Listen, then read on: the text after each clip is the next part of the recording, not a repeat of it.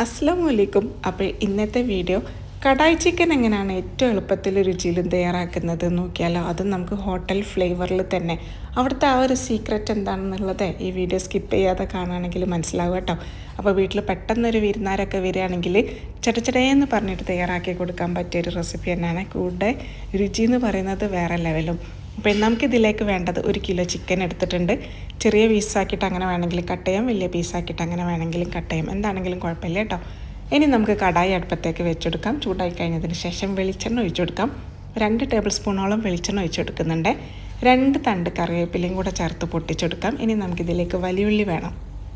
4 വലിയുള്ളി അരിഞ്ഞത് ഇതിലേക്ക് ചേർത്ത് കൊടുത്തിട്ടുണ്ട്. ആവശ്യത്തിന് ഉപ്പും കൂടെ ചേർത്തിട്ട് നമുക്ക് നല്ല രീതിക്ക് ഇതൊന്ന് വഴറ്റിയെടുക്കണം. നല്ല രീതിക്ക് വെച്ചാൽ ഇതിൻ്റെ കളറൊന്ന് മാറി വരുന്നത് വരെ നമുക്കിതൊന്ന് വഴറ്റിയെടുക്കണേ. ഇനി നമുക്കിതിലേക്ക് ഇഞ്ചി വെള്ളുള്ളി ചതച്ചത് വേണം കേട്ടോ. പേസ്റ്റ് ഇതിലേക്ക് ചേർക്കരുതേ. ആ കടായി ചിക്കൻ്റെ നമ്മൾ ഹോട്ടലിലൊക്കെ പോയിട്ട് കഴിക്കുന്ന ആ ഒരു ഫ്ലേവർ കിട്ടണമെങ്കിൽ ചതച്ചത് ചേർത്ത് കൊടുക്കണം. ഈ പേസ്റ്റ് ആവുന്ന സമയത്ത് ടേസ്റ്റ് മാറിയിട്ട് വേറൊരു ഫ്ലേവറായി പോകും.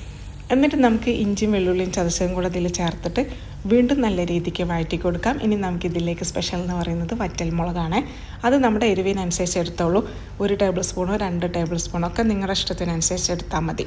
ഞാനിവിടെ എൻ്റെ ഒരു എരിവിനനുസരിച്ചിട്ട് ഒരു 1.5 ടീസ്പൂൺ അങ്ങനെ ഇട്ട് കൊടുത്തിട്ടുണ്ട്.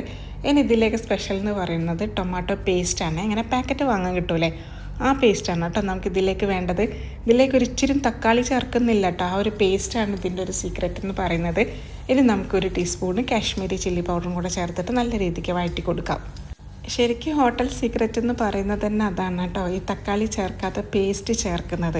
പേസ്റ്റ് സൂപ്പർ മാർക്കറ്റിലൊക്കെ അങ്ങനെ വാങ്ങാൻ കിട്ടും, ഫ്രഷ് ആയിട്ടുള്ള. അല്ലെങ്കിൽ നമുക്ക് വീട്ടിൽ തന്നെ അങ്ങനെ തയ്യാറാക്കിയാലും മതി. അതാവുന്ന സമയത്ത് നമ്മൾ വിചാരിക്കാത്തൊരു ഫ്ലേവറാണ് ഈ ഒരു കറിക്ക് കിട്ടുക കേട്ടോ.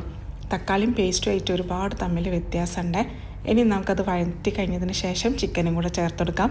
ഇത് വേവാൻ ആവശ്യത്തിന് വെള്ളവും കൂടെ ഒഴിച്ച് കൊടുത്തിട്ട് നല്ല രീതിയിൽ ഇതൊന്ന് വറ്റിച്ചെടുക്കണം. അപ്പോൾ ഇത് വറ്റി വന്നാൽ കണ്ടില്ല, സൂപ്പർ കടായി ചിക്കൻ ഇവിടെ റെഡി ആയിട്ടുണ്ട് കേട്ടോ. എന്നിട്ടിത് പിന്നെ നമുക്ക് ഫ്ലെയിമൊക്കെ ഓഫാക്കി കഴിഞ്ഞതിന് ശേഷം, അതായത് ഏകദേശം സെർവ് ചെയ്യുന്ന ആ ഒരു സമയത്ത് മല്ലിയിലയും അതേപോലെ പുതിനയിലയും തൂവി കൊടുത്തിട്ടൊന്ന് മിക്സാക്കിയിട്ട് നേരെ പ്ലേറ്റിലോട്ടൊക്കെ വിളമ്പുക. എന്നിട്ട് പൊറാട്ടൻ്റെ കൂടെ ചപ്പാത്തിൻ്റെ കൂടെ പൊളി കോമ്പിനേഷനാണ്.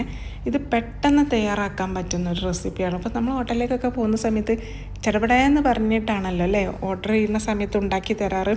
കാരണം ചിക്കൻ ഒന്ന് വേവുന്ന ആ ഒരു സമയം മാത്രം മതി. കൂടിയ ഒരു 10-15 മിനിറ്റ്സ് കൊണ്ട് സംഭവം റെഡി ആയിട്ട് കിട്ടും കേട്ടോ. എന്ത് രസമറിയോ ഈ ഒരു കറി എന്ന് പറയുന്നത്. പൊളിയാണ്, എന്തായാലും ട്രൈ ചെയ്ത് നോക്കുക.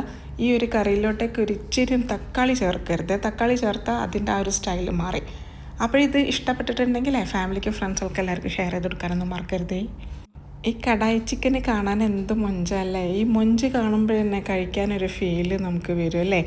കഴിക്കാൻ ഇതിൻ്റെ ടേസ്റ്റ് അറിയുന്ന വേറെ ലെവലാട്ടോ. എന്തായാലും ട്രൈ ചെയ്യുക, അഭിപ്രായം അറിയിക്കുക. അപ്പോൾ ഇൻഷാ അല്ലാ ഇനി നല്ല വീഡിയോ ആയിട്ട് വരുന്നതായിരിക്കും. ബായ്, അസ്സലാമു അലൈക്കും. ഇതെല്ലാവർക്കും ഷെയർ ചെയ്ത് കൊടുക്കാനൊന്നും മറക്കരുതേ.